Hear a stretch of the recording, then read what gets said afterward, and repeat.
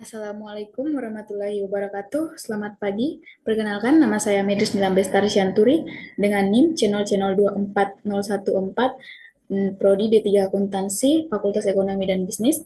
Di sini saya akan mempresentasikan presentasi saya yang berjudul Hukum Benda dan Permasalahannya dan E-commerce. Terima kasih kepada dosen pengampu Bapak Dr. Wirmi Eka Putra SEMSI selaku dosen pengampu mata kuliah Aspek Hukum dalam Bisnis.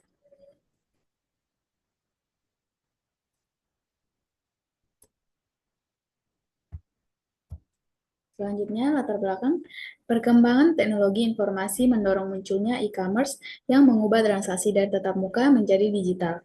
Perubahan ini menimbulkan berbagai persoalan hukum, terutama terkait kepemilikan benda, pengalihan hak, kebendaan, transaksi jual beli, serta perlindungan konsumen. Oleh karena itu, pemahaman mengenai hukum benda dalam konteks e-commerce menjadi penting untuk menjamin kepastian dan perlindungan hukum. Selanjutnya, apa itu benda?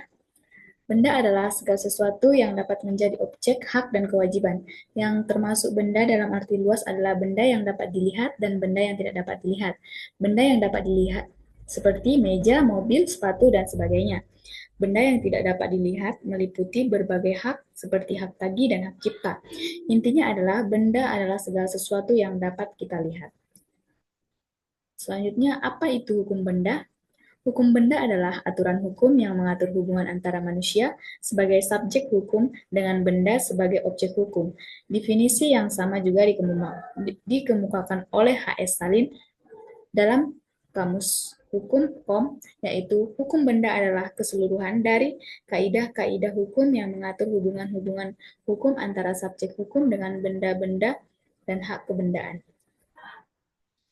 Macam-macam benda, yang pertama yaitu benda berwujud dan tidak berwujud.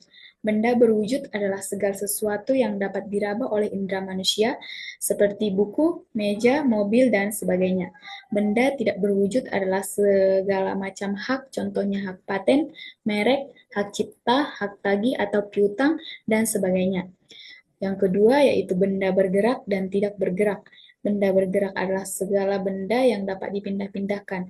Digolongkan sebagai benda bergerak karena sifatnya, yaitu sifatnya benda tersebut dapat dipindah-pindahkan. Kemudian, menurut ketentuan undang-undang, suatu benda digolongkan benda bergerak karena memang demikian ketentuannya.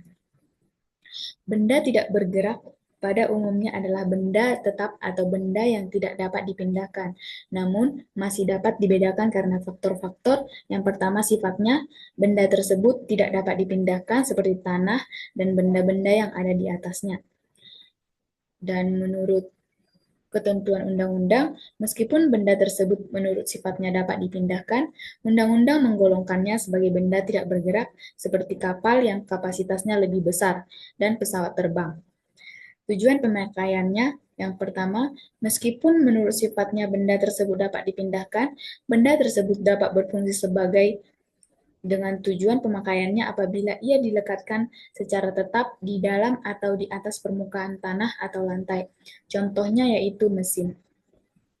Hal-hal yang perlu dipahami pada benda bergerak ada 4 hal yang perlu dipahami, yaitu yang pertama kedudukan berkuasa atau basic, yang kedua yaitu penyerahan atau levering, yang ketiga kadaluarsa atau perjaring, yang keempat pembebanan sebagai benda jaminan utang. Selanjutnya perolehan hak benda. Hak atas suatu benda dapat diperoleh melalui 4 cara. Yang pertama yaitu bantuan orang lain, yang kedua pengambilan secara langsung tanpa bantuan orang lain atau originary, yang ketiga perlekatan atau narkering, yang keempat yaitu warisan. Dalam lalu lintas hukum, cara memperoleh hak kebendaan yang paling sering dijumpai adalah dengan penyerahan atau levering. Piutang-piutang yang diistimewakan. Ada beberapa jenis piutang yang diistimewakan. Di antaranya yang pertama yaitu biaya-biaya perkara yang telah dikeluarkan untuk penyitaan dan penjualan suatu benda atau yang dinamakan biaya eksekusi. Biaya tersebut harus diambil dari pendapatan penjualan tersebut terlebih dahulu dari pemegang hak keistimewaan lainnya. Yang kedua yaitu uang sewa dari benda, tanah, dan rumah, tidak beserta dengan biaya-biaya perbaikan yang telah dikeluarkan oleh si pemilik rumah atau tanah, tetapi seharusnya dipikul oleh si penyewa. Penagihan uang sewa dan biaya perbaikan ini mempunyai hak istimewa terhadap barang atau perabot rumah yang berada di dalam rumah tersebut. Yang ketiga yaitu harta barang bergerak yang belum dibayar oleh pembeli. Jika barang ini disita, maka penjual barang mendapat hak istimewa atas hasil penjualan barang itu. Yang keempat, biaya-biaya yang telah dikeluarkan untuk menyelamatkan suatu benda dapat diambilkan terlebih dahulu dari hasil penjualan benda tersebut apabila benda disita dan dijual. Yang terakhir yaitu biaya-biaya pembuatan suatu benda yang belum dibayar.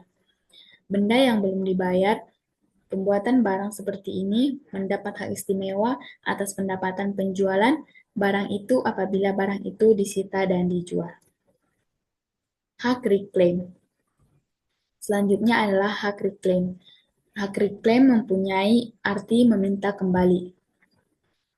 Hak reclaim adalah hak istimewa dari seorang penjual barang bergerak yang belum menerima pembayaran harga barangnya, apabila diperjanjikan bahwa penjualan dilakukan secara tunai atau harga barang harus dibayar saat itu.